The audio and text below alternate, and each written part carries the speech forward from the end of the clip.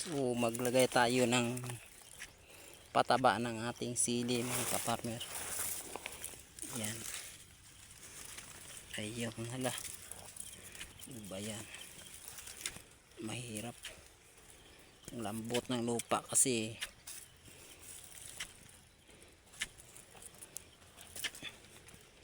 ganito ang paraan na ang pag apply natin ng fertilizer. So pag ganitong mga pangidaron mga idol, kailangan nating distance, kailangan may layo yung paglagay ng fertilizer kasi medyo masilan rin ang ating sili na maliit. Masilan siya kasi kapag tamaan siya ng dikit na paglagay ng fertilizer ay maaaring mamatay to. Yun ang maliit pa mga idol, mga 2 weeks ago kanyang pangidaron. Ilang linggo pa lang po ito. Unang apply pa natin to. So yung i-apply natin ay triple 14 lang po. So magtiyaga mo lang muna tayo sa medyo mamura-murang klase ng fertilizer kasi wala tayo pang bili. Kailangan muna tayo magtiyaga. Pelpos triple 14 Pelpos. So yun. So maganda na konti yung sili natin dahil naulanan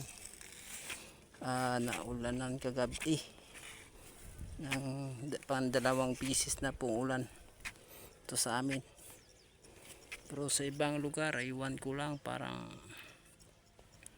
palagi naman po ito nag-ulan. So ito po yung upuhan namin, nag-intercrop namin ng siling sigang ay para sa ganon kapag tumaba na yung siling sigang ay pwede na natin ito patayin kasi medyo manipis man ang tong upo to mga kaparmer. Ayan o, manipis lang po yung upo, kaya nag-intercrop tayo ng siling pansigang kasi kapag tumaba to ay pwede naman to patayin pag tumaba yung sili natin or lumaki-laki na konti.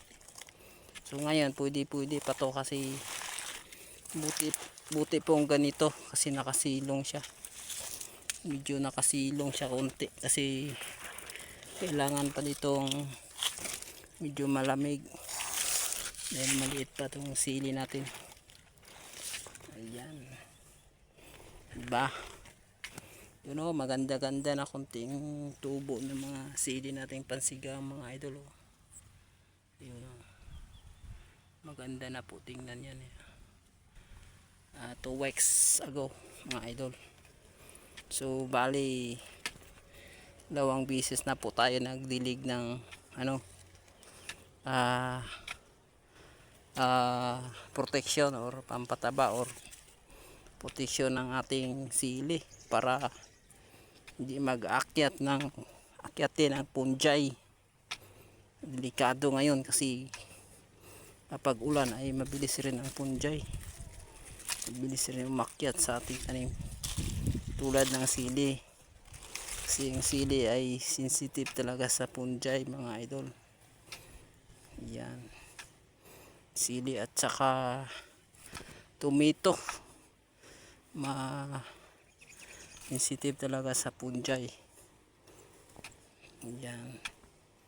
Ayan. Ano nyo po idol mga upo pa, diba? May mga malaki pang bunga ng mga upo. Ayan. Dito rin tayo nagkuha ng ating pangbigas-bigas sa upo. Kaya hindi nga pinatay agad to. Sayang. Linggo-linggo tayo, 2 beses tayo mag-harvest nito. 1 linggo yung upo. mga idol, sayang idol, kasi wala pa naman tong maintenance, walang gasto tong upo na to, pero nagbibigay rin sa atin ng ah,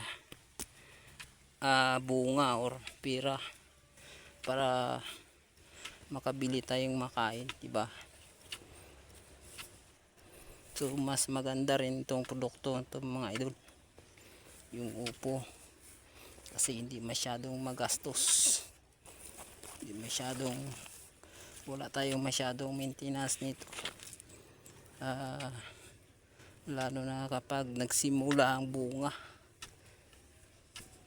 So ang sili magastos, pero kung maganda ang presyo ay kumita naman tayo, di ba?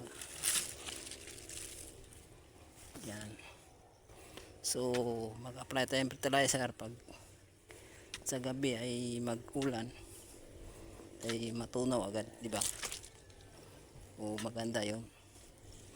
Kailangan tayo mag-apply nga basa ang lupa tsaka tag-ulan ng panahon, mga idol. Yun ang mga kaparmero, taniman naming bagong sili ngayon. So 2,000 po ito nanim namin ngayon. Ayan. So dito naman tayo sa kabilang linya. Yan, distansya lang natin mga idol. Buti lang yung pag lumaki na, pag maliit pa ay sensitive talaga masyado. Yan, yan, diba? Tayo maglagay banda.